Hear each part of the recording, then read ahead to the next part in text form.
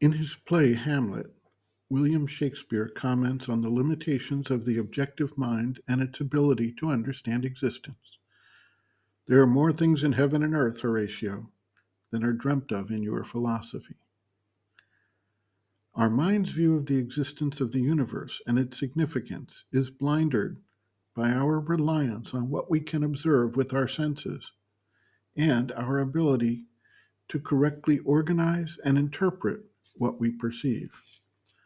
We thus believe that the universe is some vast mechanical location, and while material energies are at work, it is a vacant, dead space without any essential meaning other than as the backdrop of our own lives on a minor planet in a minor solar system, in a minor arm of a minor galaxy, in one corner of the vast universe. Some modern thinkers have, alternatively, likened the universe to a type of hologram within which we play act our existence. In the Bhagavad Gita, Sri Krishna describes for Arjuna the action of the time spirit. It is clear from his statement that there is a pervasive, active consciousness in the universe that creates, guides, controls, and develops the rolling out of the manifestation. It is our limitation of perception and understanding that prevents us from experiencing and interacting with the consciousness throughout all forms, beings, entities, and indeed the entire universe in its own right. In the Taittiriya Upanishad, there is a fascinating passage that recounts levels of conscious awareness above that of the human mind, as it describes the measure of bliss of each successively more refined conscious being. We term these beings with higher levels of conscious awareness angelic beings, gods, demigods, or creators. The Rig Veda in Mandala 10, Sukta 129, briefly describes the levels of consciousness and their respective role in the creation. There were casters of the seed, there were greatnesses, there was self-law below, there was will above. A disciple asks, is time only subjective, or it is something concrete like a personality? The mother writes, quote, all forces are personal. All things in nature are personal. But if we consider them as impersonal things, our relation with them is impersonal. Take, for instance, what has just happened.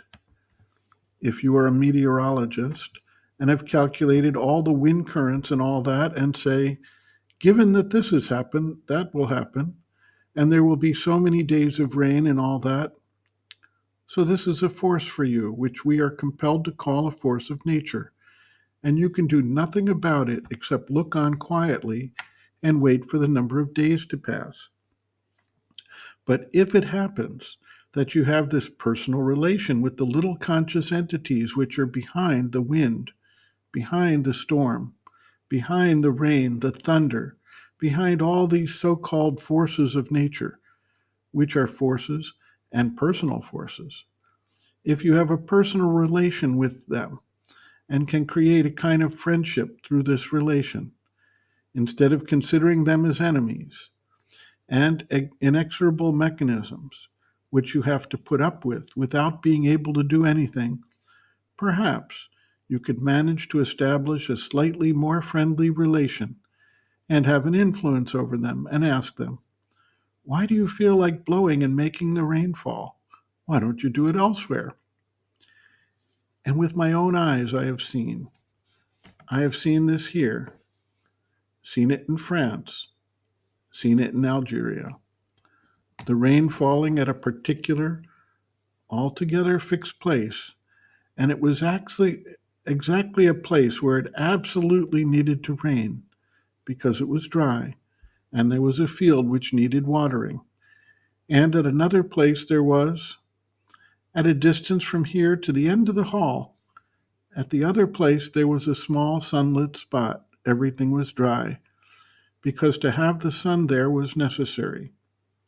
Naturally, if you seek the scientific point of view, they will explain this to you very scientifically. But I indeed have seen it as a result of an intervention, someone who knew how to ask it and obtained it. In Algeria, I saw not a few things like that, very interesting ones. And there, just because there was a certain atmosphere of a little more real knowledge, it could be said, there were little entities. As, for example, entities which handled snow, you see, which produced snow, and which could come, enter a room, and tell someone, now snow should fall here. It had never snowed in that country, never. Snow? You are joking. So near the Sahara it is going to snow? It must, because they have planted fir trees on the mountain. And when we see fir trees, we come. The fir trees are there to call us, so we come. And so you see, there was a discussion, and the little being went away with the permission to bring snow. And when it had gone, there was a little pool of snow water on the floor, melted snow which had turned into water. It was physical, and the mountain was covered with snow. In Algeria, it is very near the Sahara. You go down a few kilometers, and you are at the Sahara. Someone had playfully covered all the hills with fir trees. The fir trees belong to cold countries. Why do you call on us? We are coming. All this is a true story. It is not an invention. All depends on your relation.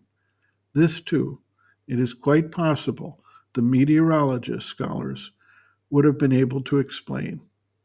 I know nothing about it. They explain everything one wants. End quote. Reference, Sri Aurobindo and the Mother, The Hidden Forces of Life, Chapter 4, Cosmic and Universal Forces, pages 84 to 86.